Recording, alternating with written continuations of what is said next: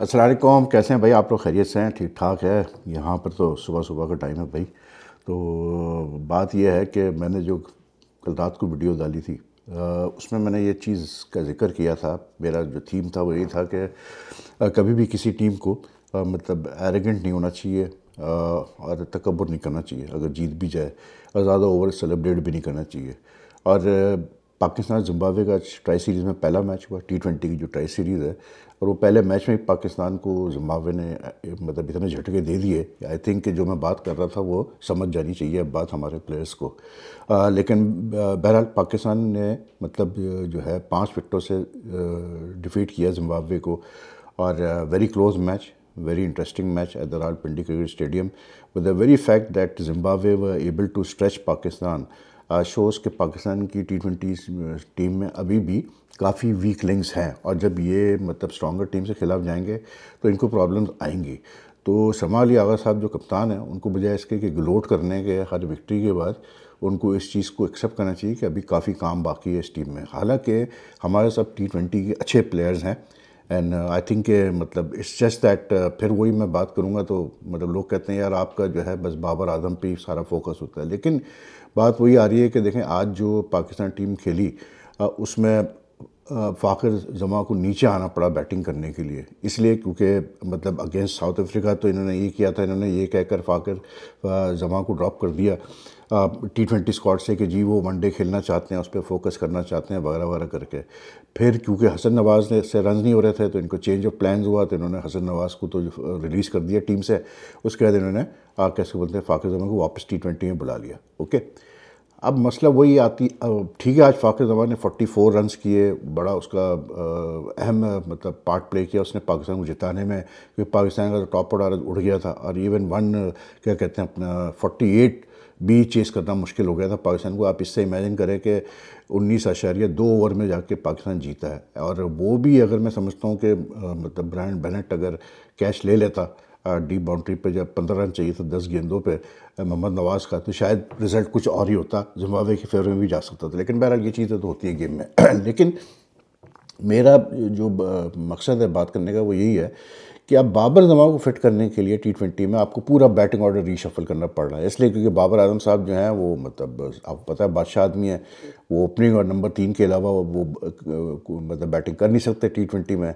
तो वो तो रहेंगे नंबर 3 पे, या ओपनिंग आगे चल के ओपनिंग भी कर सकते हैं वो, बाकी सब रिवॉल्व करते रहेंगे उनके इर्द गिर्द। तो this is what I mean कि मतलब there is no long term planning in a cricket. कोई पता नहीं होता है कि यार करना क्या है, हर 1-2 सीरीज़ के बाद जो है इनका जहन चेंज होता है। लेकिन बहरहाल आज बाबर जमा डकट आउट हुआ है, उस पर भी बड़ी मतलब कॉमिकल किस्म के मैं देख रहा था comments on social media. Times I think maybe this people are just joking, यार दे आर जस्ट मतलब हैविंग फन मतलब just to get views and all that sort of stuff, कि मतलब बाबर को क्यों आउट दिया, बाबर को आउट नहीं दो, इतने लोग उसी को देखने आते हैं वगैरह वगैरह। लेकिन all that is bullshit, I don't want to talk about that, या छोड़ो उसको।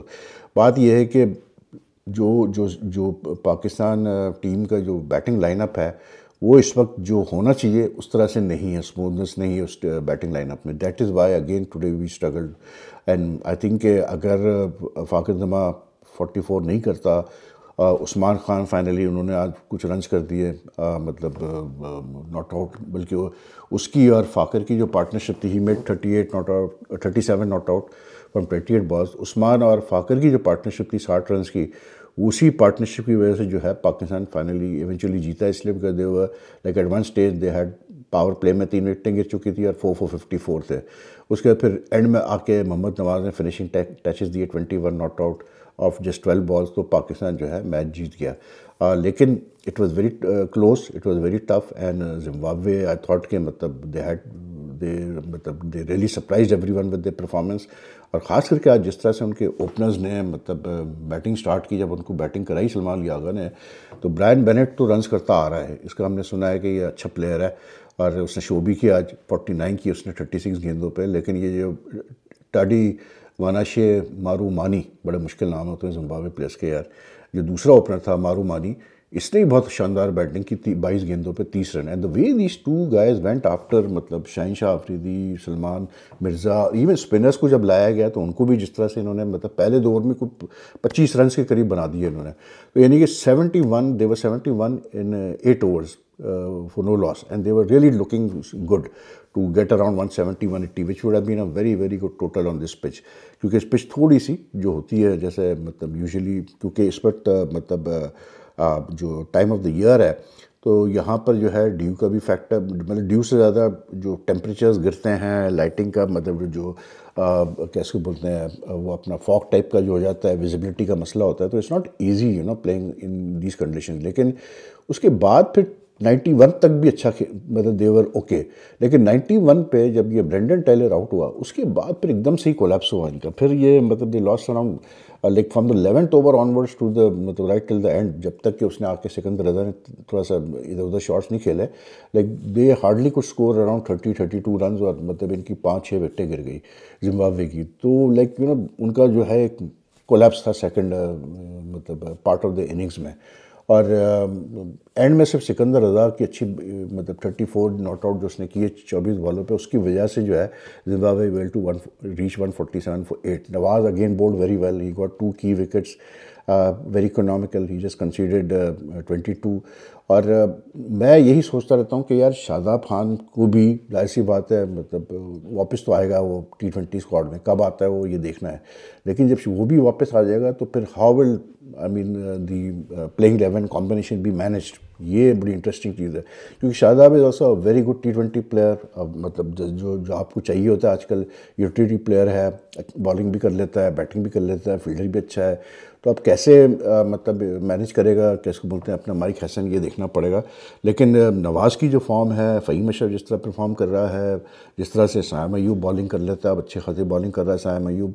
आज भी बेसिकली सायम अयूब, अबरार और ये जो है मोहम्मद नवाज़, इन्होंने बीच में जो है मतलब रोका चीज़ों को, ख़ास करके नवाज़ ने। फिर बाद में आके शाहीन और सलमान मिर्ज़ा ने सेकंड स्पेल बेहतर किया, लेकिन आई थिंक कि थोड़ा सा ये एक डायलेमा होगा कि कैसे आप फिटिंग करेंगे। लेकिन उसके बाद बैटिंग में लाइक आई डोंट नो यार कैसे बोलते हैं, बहरहाल जब आप एक अप्रोच रखते हैं, इंटेंट रखते हैं तेज़ी से खेलने का, तो आउट तो होते हैं। तो आज Sahibzada Saim they gave a good start, लेकिन then they got out, both of them got out.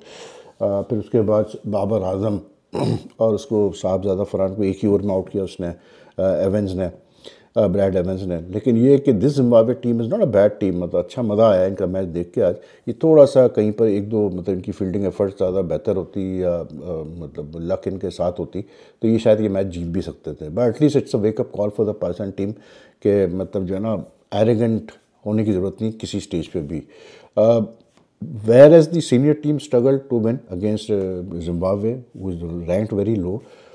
दूसरी तरफ जो दोहा में जो मैच जो एशिया कप इमर्जिंग स्टार्स का टूर्नामेंट हो रहा है उसमें अगेन आज बड़ा मतलब बड़ा फ्लॉलेस किस्म का मतलब परफॉर्मेंस थी from the rising stars team. और जिस तरह से उन्होंने मतलब यूई को हराया आज by 9 wickets, I mean it's really they are really good form. फिर माज सदाकत ने तीसरा man of the match award आज उठा लिया, third consecutive man of the match award for Maaz Sadaqat. और आप देखें कि मतलब the guy is really performing well, and I think because he is performing well तो वो एक आहिस्ते आहिस्ते प्रेशर बढ़ाया जा रहा है कि जी इसको तो देखो, इसको लेके आओ। लेकिन मसला वही मैं पहले वाली वीडियो में मैं कहा था कि आप लेके कहाँ आएंगे उसको, भाई लेके भी अगर आप आते हैं, it's too early for him, but he is doing very well for the shines team. The shines team है वेरी डोमिनेंट टुडे। उसको यूएई को 59 रन पर बंडल आउट कर दिया, उसके बाद 9 विकेटों से जीत गया। अब जीते भी जो 59 रन 60 रन जो चाहिए थे जीतने के लिए, वो जो असल चीज़ है वो 60 रन किए बड़े मतलब तेज़ी से हैं, जैसे इनसाइड द पावर प्ले मतलब छठे ओवर में मैच जीत गया था पाकिस्तान, जिसमें बाद सदाकत ने फिर जो है बड़ी अच्छी बैटिंग की और मतलब नॉट आउट और 3 छक्के 4 चौके लगाए, and he is really batting well. अच्छा, बाद सदाकत को अब ये जो ओपनिंग करवा रहे हैं, मतलब the guy has adjusted so well to that role. तो मुझे वही हैरत होती है जो सीनियर प्लेयर्स हैं वो क्यों नहीं एडजस्ट कर पाते हैं जब उनको आप मतलब कहते हैं कि जी एडजस्ट करो। अब बात ये कि आई डोंट नो यार, लेकिन जो हमारी T20 टीम है, अब बाबर मतलब नंबर 3 पे आपने शुरू में एक टीम बना रहे थे T20 की जिसमें इसके लिए कोई रोल आपको नज़र नहीं आया, अब एकदम से रोल नज़र आ रहा है। उसके बाद फिर इमीडिएटली सलमान अली आगा आ रहा है बाबर के बाद बैटिंग कर रहे हैं। फिर कुछ हमारे फॉर्मर प्लेयर्स ने एक ये मतलब फजूल किस्म की थ्योरी लेके आए हैं। आई मीन देखें, ये हाल है कि एक प्लेयर को प्रोटेक्ट करने के लिए आप अपनी पूरी जो जिस तरह T20 क्रिकेट खेली जानी चाहिए, जो चीज़ें इंपॉर्टेंट है T20 क्रिकेट में, उसका पूरा आप फिज़िक्स ही बदल रहे हैं कि नहीं जी स्ट्राइक रेट तो इम्पॉर्टेंट नहीं है मतलब। और फिर बाबर अगर डॉट बॉल खेलता है तो कोई इतना इशू नहीं है, वो खेलता रहेगा एंड तक तो वो पाकिस्तान को जिता देगा, वो रन कर लेगा, फना कर लेगा।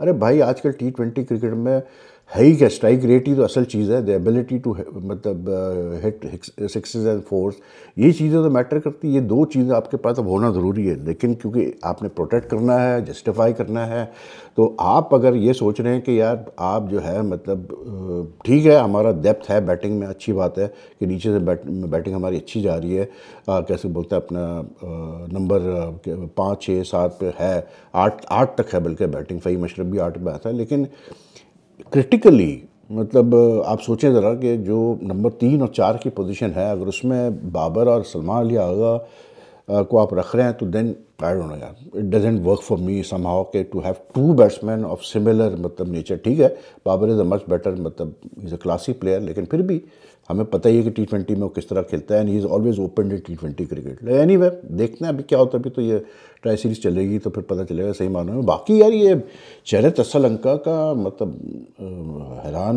हैरत हो रही है मुझे कि ये क्या ड्रामा चला है कि अभी आज पता चला कि जी वो जा रहा है वापस क्योंकि उसकी तबीयत ठीक नहीं है। वो और असिता फर्नांडो जो फास्ट बॉलर है, उसके बाद फिर जो उनका सीनियर एक जर्नलिस्ट है मतलब रेक्स क्लेमेंटाइन, उसने फिर ट्वीट की। अच्छा क्लेमेंटाइन काफ़ी पुराना जर्नलिस्ट है श्रीलंका का, काफ़ी अरसे से क्रिकेट कवर करता रहा है, और मतलब then he came up with this मतलब रिपोर्ट अबाउट द फैक्ट के this fellow Asalanka could face disciplinary action from the Sri Lankan cricket board and even lose his captaincy of the white ball squad. Why? Because apparently he was the one who instigated the other players के जी जब वो incident हुआ पहले one day international के बाद पिंडी में कि जो ब्लास्ट हुआ था, सुसाइड बॉम्ब अटैक हुआ था जुडिशल कोर्ट्स पे, जुडिशल कॉम्प्लेक्स पे, on the same day that Pakistan played the first one day against Sri Lanka.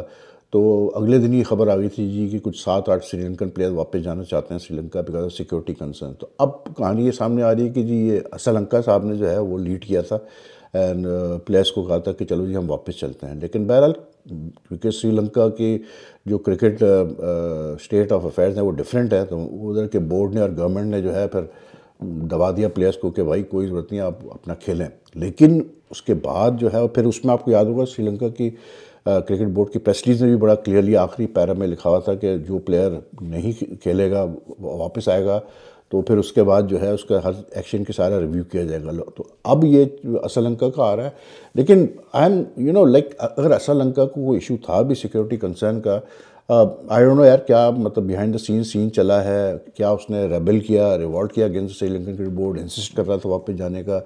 लेकिन मतलब मैं समझता हूँ कि आई कैन अंडरस्टैंड प्लेयर्स का मतलब परेशान होना, लेकिन यार ऐसे कंडीशन नहीं थी उस वक्त कि इतना परेशान होने की ज़रूरत थी चेहरत असलंका साहब को कि वो पूरी टीम को कहे कि जी चलो हम वापस जाते हैं, जबकि दोनों गवर्नमेंट्स की तरफ से एश्योरेंसेस उनको मिल रही थी प्लेयर्स को। लेकिन एनीवे अब अगर ऐसा हुआ है, रेक्स की स्टोरी सही है, तो फिर तो भाई मतलब श्रीलंका में तो नहीं बख्शा जाता भाई, साफ सीधी बात है। श्रीलंका में भी administration is very strong because it's basically Sri Lanka की जो क्रिकेट बोर्ड है वो उसमें गवर्नमेंट का बहुत इन्फ्लुएंस होता है। जो गवर्नमेंट होती है वही क्रिकेट बोर्ड में लोग होते हैं, जैसे पाकिस्तान का बिल्कुल हाल है, जैसे इवन इनफैक्ट इस वक्त इंडिया का है या बांग्लादेश का है, तो इस रीजन में तो यही होता है। तो श्रीलंका साहब आई होप कि ऐसा ना हो, क्योंकि अच्छा कप्तान है वो श्रीलंका का, और आई होप कि उसकी तबीयत वापस ख़राब हुई हो। अब वो भी कहानी चली कि जी वो शाहीन शाह अफरीदी ने मतलब दावत की थी दोनों टीमों की, उसमें श्रीलंका के कुछ प्लेयर्स को फूड पॉइजनिंग हो गई, तो वो फिर जो है इसलिए वापस जा रहे हैं, बड़ी सीरियस फूड पॉइजनिंग हो गई। अबे भाई अगर सीरियस फूड पॉइजनिंग हो गई मतलब श्रीलंकन प्लेयर्स को, तो मुझे ये बताओ फिर वो फ्लाई कैसे करके जा रहा है भाई वापस। मान लेते हैं वो भी इंडियन जो मतलब प्रोपेगेंडा सेल है वहाँ से जो चीज़ें चल रही हैं, अगर हम मान भी लेते हैं, तो अगर इतनी सीवियर फूड पॉइजनिंग हुई है तो फिर उसको तो फिर मतलब एयर एम्बुलेंस से वापस लेकर जाना चाहिए फिर श्रीलंका। फिर वो ऐसे कैसे चला गया भाई नॉर्मली, अजीब यार। बहरहाल आजकल ज़माना ऐसे ही यार। Anyway take care, if you like this video like and share as much as you can, and I will see you soon. Allah हाफिज़।